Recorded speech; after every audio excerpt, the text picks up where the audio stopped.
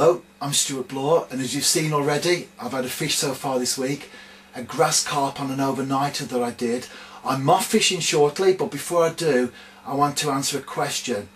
It was put to me by someone from the USA who's fairly new to UK European style carp fishing, and the question ran along the lines of, how do we know which boilie to use for particular venues?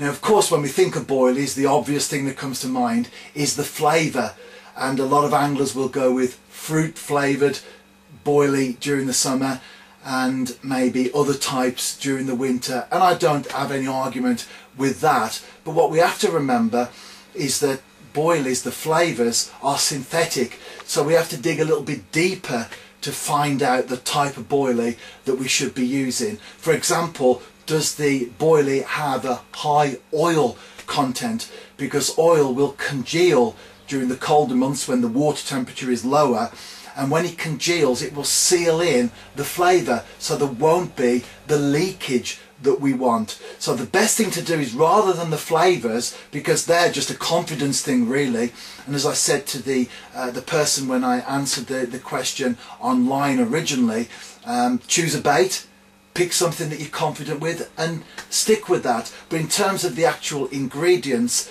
in the winter particularly, look for those baits that don't have such a high oil content. SBS baits that I fish with, on the website there are little symbols next to the baits telling you which season that it's suitable for. That's great, of course, because it helps you to choose along those lines. But speak to the bait company and ask them, do they have a particular bait that they recommend all year round?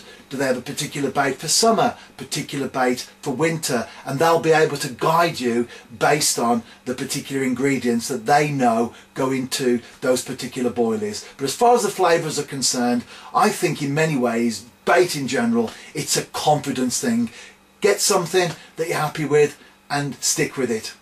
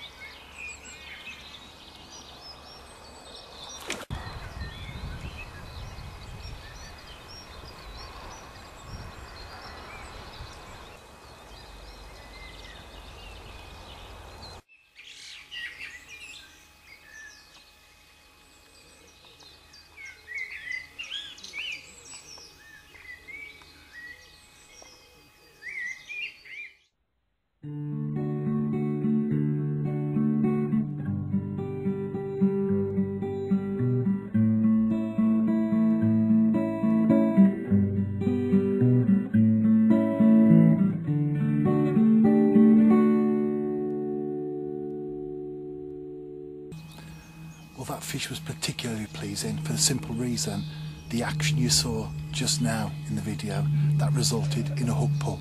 The perfect antidote to losing a fish is to get one on the bank.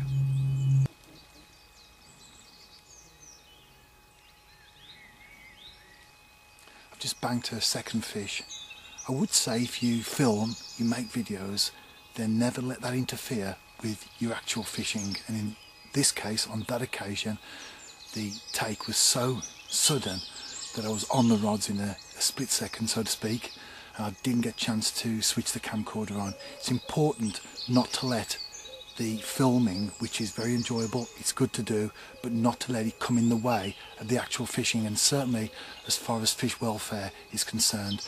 When you fish on your own like I do, there are often occasions when you have to put the camcorder to the side and concentrate on the fish. On this occasion, that carp, it went over the other line and was heading towards some tree roots, so I was just focused on netting that fish.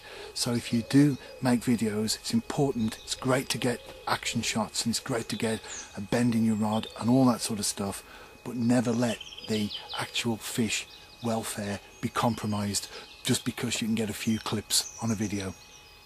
That was a very enjoyable short session. I went straight from there to a Kimber Freeliners work party. We did a little bit of work on one of the pools, and then immediately after that I drove to where I am now. I'm on a lake doing an overnighter. That's the life, isn't it? Living the dream. Fishing in the afternoon, work party, and then straight down the lake for an overnighter. And I've arrived just as the sun is setting. Well, it's dusk now actually.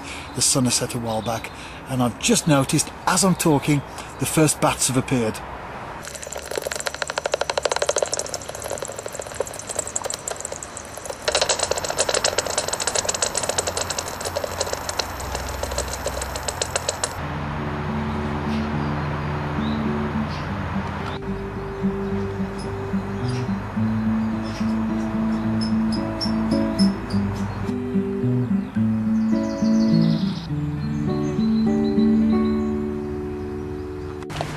Back at the car, getting ready to go home, nothing at all in the night. I think one of the keys, particularly to venues like this, is to fish it regular, and certainly for carp. I do fish it for the species, and I do catch, as you saw at the start of the video. That's where I had my grass carp from, but it's not a venue that I do put a lot of time into, and I think that shows because some of the guys that fish here are very successful and their catch rate is far better than mine, and that's because they're putting the time in, they're getting to know the venue, and they're concentrating their efforts on here. I tend to fish it for other species. In fact, when I arrived last night, one of the carp anglers said to me, "What are you fishing for?" I said carp, and he was surprised that I was actually fishing for them. So I think that's a key in fishing, isn't it? To focus, to target your species, and that's where the guys that only fish for carp or only fish for a particular fish, that's where they're able to really get the edge on us all-rounders. Anyway, I'm going back home, and I think overall this week, if it was a school report, it would be B-, could do better. But nevertheless, I have caught something. And talking about living the dream, as I mentioned earlier, got my granddaughter up today, my eldest daughter's working, so we're baby minding. Now that, having your granddaughter for the day, is living the dream as far as I'm concerned.